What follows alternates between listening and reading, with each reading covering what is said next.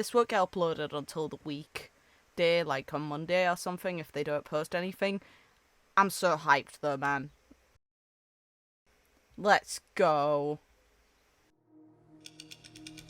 Wait a minute, I want to... Okay, we get to see the number in full. That is 550,331. Is that the amount of cycles we're on? It wasn't even a 2, it was a 3. What? Oh, it's increasing still. Then I will be the deliverer. Get rid of that little... guy! But why is there absolutely nothing behind me now? Oh. After it's over, I'll open a tailor shop. It wouldn't be bad to live for yourself. Real. I want to be a normal person. That's not a wish. Time to see who's better. Let's just add it, screw it. And face me. Facing the shadow, the true self, I guess. Oh, all of them are gonna go. Yeah, there it is. Why? Him knowing that. Did you?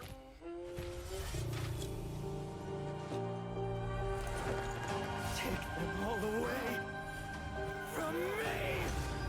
This poor May man. this world never again need a deliverer. Oh, I saw that. Oh. What the hell are you doing here, of all places? Can this man have a happy ending somehow, please? Aw, Smalls.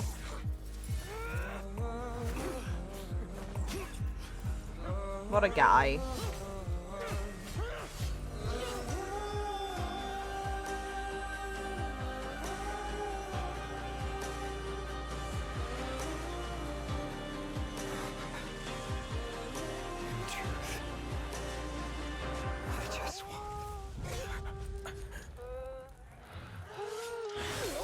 Ooh.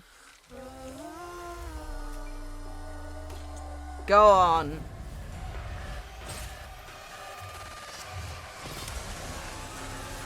Oh, this is gonna require slowing.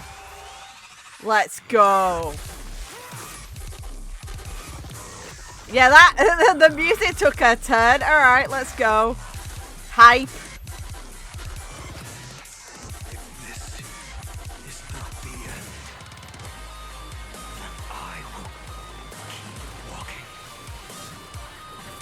Fun. Until I witness the end of this journey.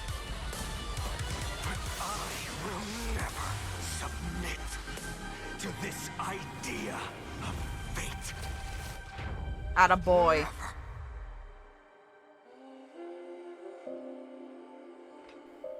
That's what's left of the sword, alright. Fine. Ooh. Oh, that's a shot, man. That's beautiful. Oh, let's go. Oh, you can see him alone there on the cycle has increased again. Wow. I need slow for that shit. I saw a lot go on there. Wow. Let's go playback speed and maybe half it.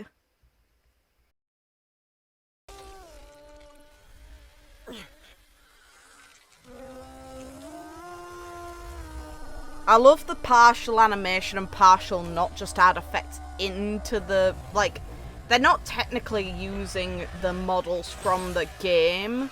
They're using the CG renders of them instead.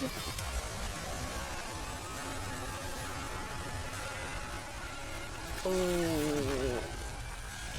The digitalization effect associated with this emanator is super fun.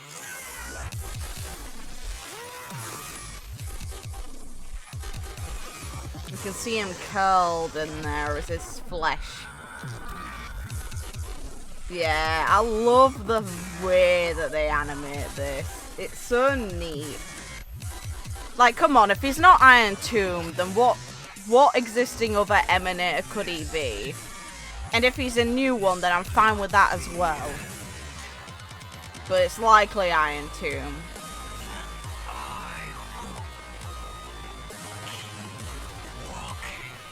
It wasn't just that I wanted a Slove as well.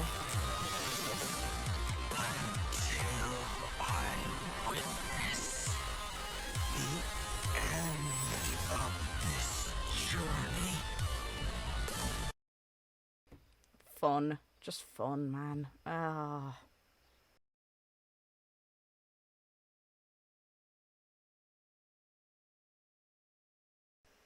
Just watching everyone fade away. He's literally the last one left. He's not allowed to be sad. He doesn't have the time, really.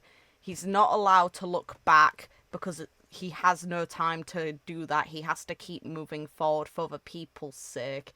He's just not really allowed to stay him. And it's really rough. Like, aspects of him just die every time. And if that number is the amount of times Amphoreus has looped, which is the implication considering they showed the number at the end as well, increasing again. He's just doing this repeatedly. Who knows if he's aware of it? I'd imagine that the Flame Reaver must be a variant of him that is. And if so, then that's rough as hell. Time and time again, you see the things that hurt you. Time and time again, you can't stop it. Like, what would you say or even do? Like, a part of me wants... Because Kevin Castellana's story was bittersweet in the end when it came to Honkai Impact 3rd. His interaction with Kiana in the very end was actually a nice way to say goodbye to him. And he also ended up getting an interaction with May, Dr. May, the woman he was in love with, and the one who is his reason for doing everything, who died. But it doesn't change the tragedy in his story.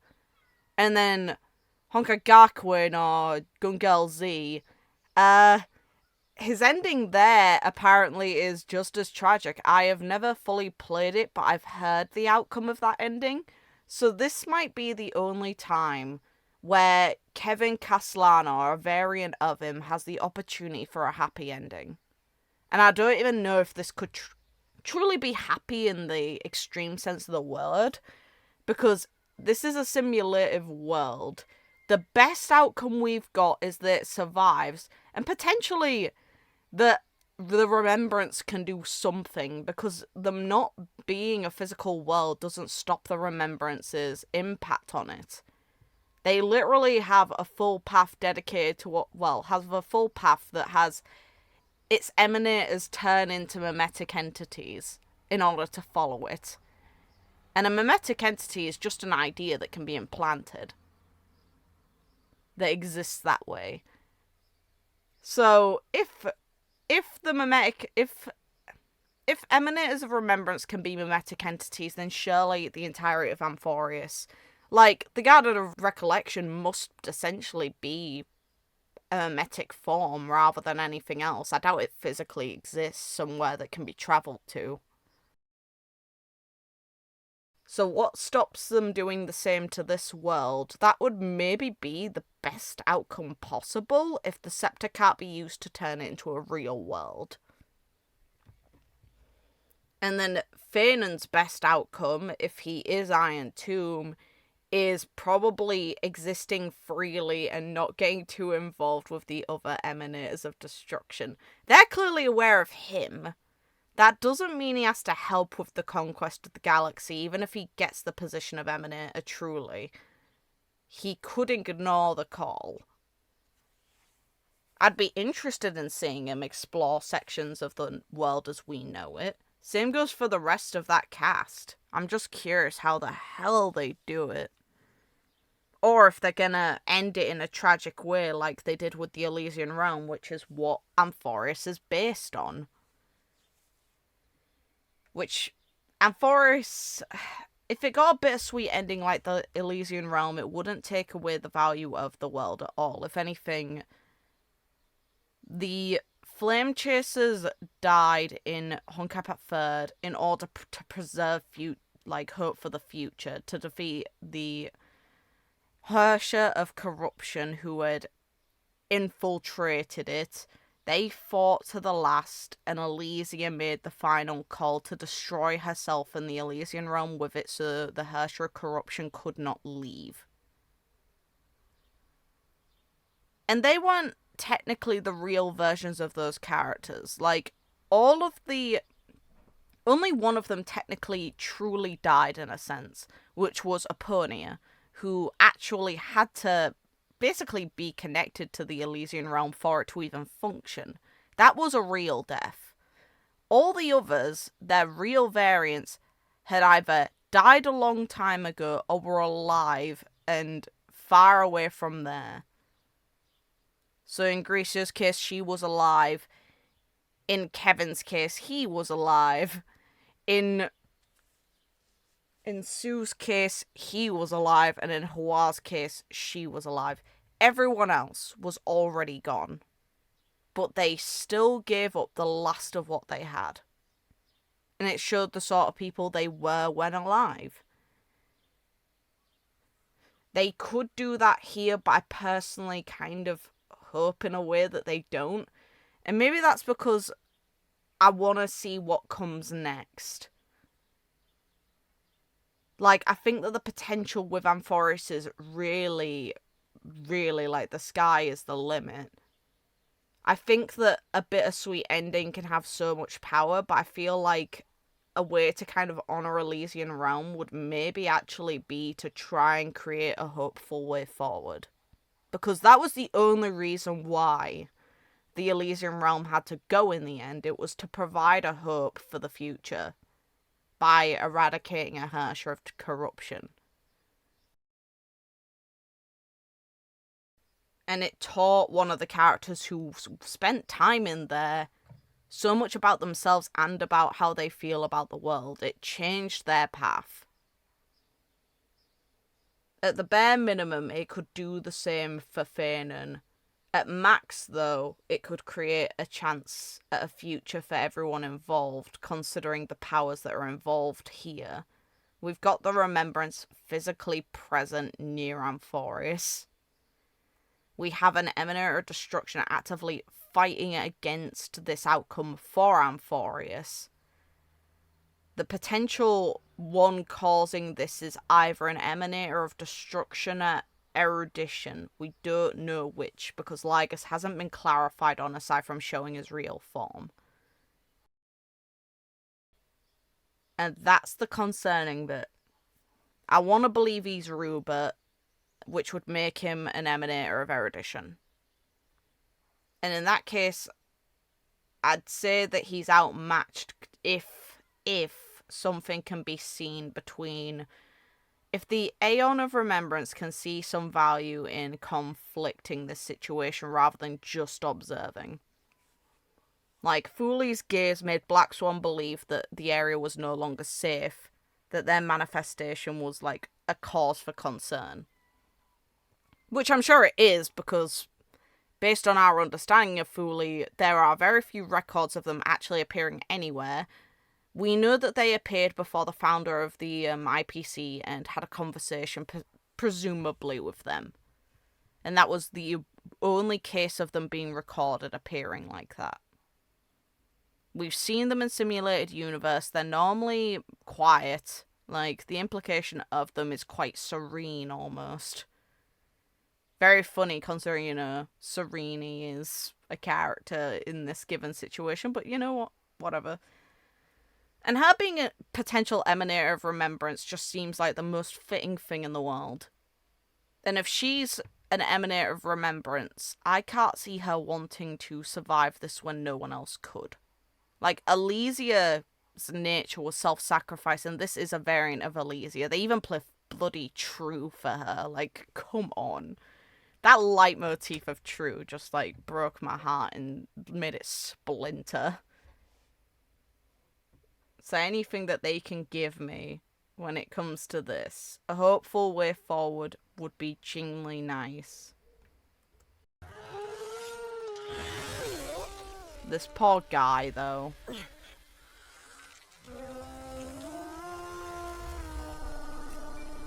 Like, some of the scenery here is nuts. Like, that's all manually animated. You can see it. The flames and the blood. The splintering effect, there's nothing... You can see the Flame Reaver behind him. And you can see the clash of two in the cycle. I believe that one obviously represents Phainon and the other might actually represent the Flame Reaver in this case. That effect is insane. The claws grasping at the poor guy. The clash again, which is likely the Flame Reaver here. As he finally starts to change.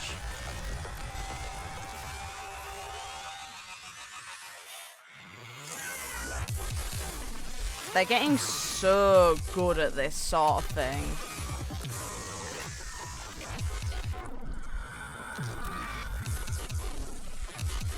Incredible animation.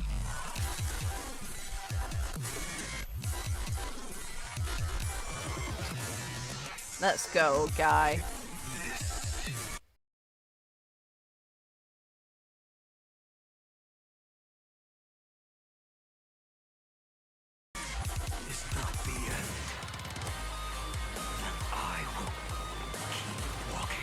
The music is so... I'm not a huge fan of dubstep, I'll be real. Adding the dubstep drop, though, feels very fitting for this.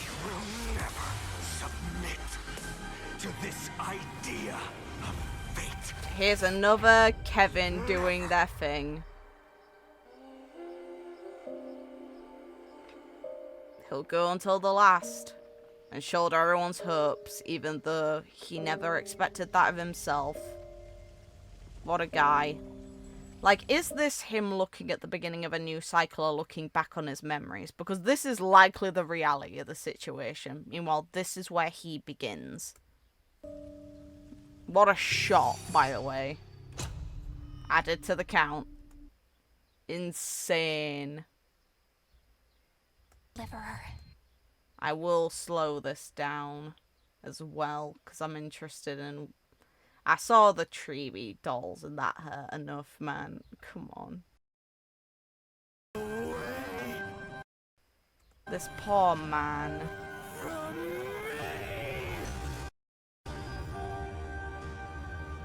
This poor man. This world.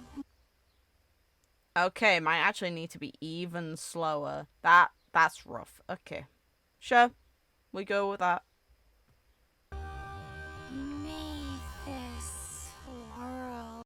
Oh, okay, that's what I didn't notice. So the flowers and IDs are lazy eye with blood literally on them. That's rough. The death of people in Arkama. Blood on the walls and things. The cycle number increasing. Okay, so it was a 2 at one point. Dead soldiers. All the dolls. Oh no. Rude. A Goliath falling. That's rough as all hell, man. Don't be rude to her. Naxa dying.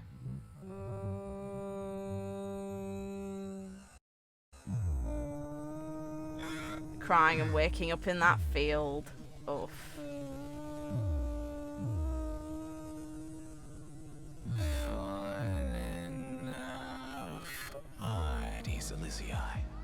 What is your dream? We know his dream.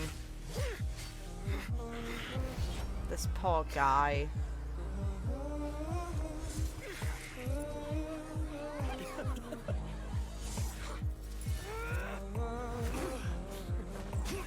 The nice little, like, visual as well of just the small cuts on his face with blood, like, in small traces coming out like a realistic wound being gold. Just nice.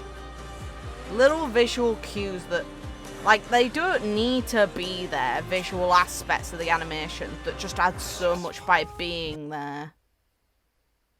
They're really stepping, like, Hoyo's always, like, been on top of the game when it comes to doing stuff like this. The one occasion I have issues with is when it was clear that they were taking from others. I can't... If this gets... Like, look at this, man. Be the deliverer. That cocky little smile's Why is gone. there absolutely nothing behind me now? After it's over, I'll open a tailor shop. It wouldn't be bad to live for yourself. Yeah, that's... Yeah. I want to be a normal person. That's not a wish. Is this how they died in previous versions? Better. And stand up and face me. Like, is this a previous cycle we're looking at? Before the Trailblazers got involved. Also, it's still rough that Dan Hung is probably dead. Why? Like, he'll hopefully come back in the cycle, but if not, then that's depressing as all hell. All the way from me. The implications of this, like, look at him with tears in his eyes just running. A poor guy. Like, I know that I'm not adding a whole lot right now, but I'm just blown away. Like, the little things in this animation just make so much, man. The little bits of blood, the tears in the eyes as he rushes. Like, you can see the heartbreak and he can't even focus on it. Like, it can't be all that he can't stand still and mourn. Ever. I hope the best for this boy. He is coming home. That's not a doubt in my mind. I'm literally like, I think 1 or 2 pulls off of 600. Saved.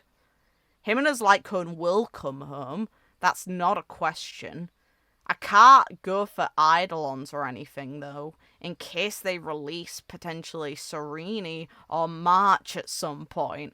I need some savings available. But do I have any concerns about bringing this man home? No. And I cannot wait to look through his profile, see his story, see his planar ornament story. I love that it's got a silly name like Membrace. Cute as hell and silly. Let's go. And looking through, hopefully, learning about him. We still don't even know his real name.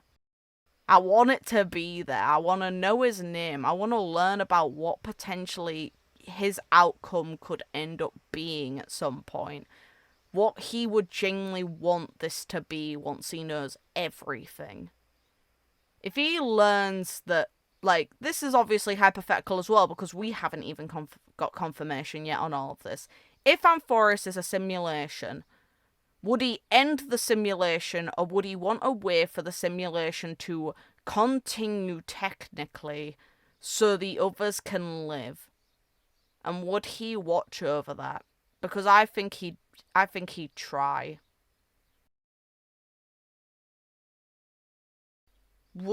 Like, he's already tried to let both Dan Hung and, you know, Kayla / the Trailblazer leave because he was concerned about the outcome for them and the fact that they needed to go back home. He's clearly going to at least try to save them. If he does, what comes next?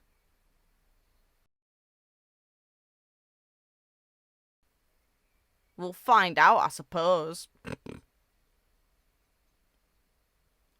But damn, it's so powerful. Like, it's incredibly strong. All I want is to see how far they can go.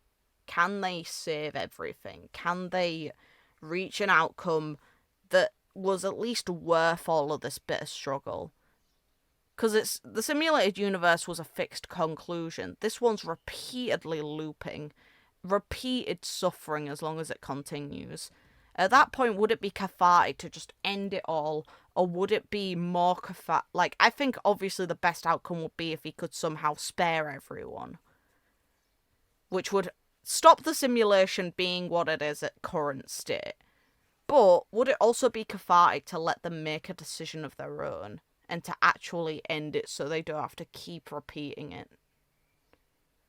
What is the idea of a happy ending here? The one that probably gives the most hope would be if they could live. It'd also be a nice way to allow more potential for the future of the characters as well.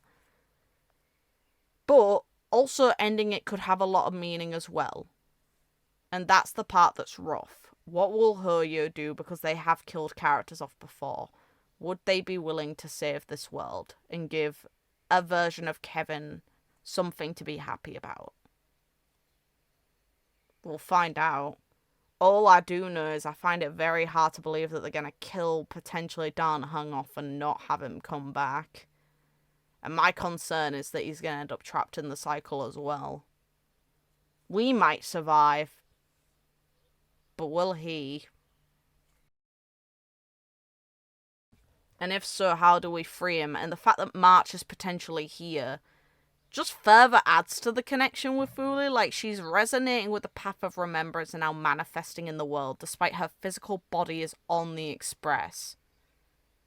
Then we've got Serene, who has been able to manifest herself again despite she died within the simulation. Mimetic entity, likely, and probably an emanator of remembrance.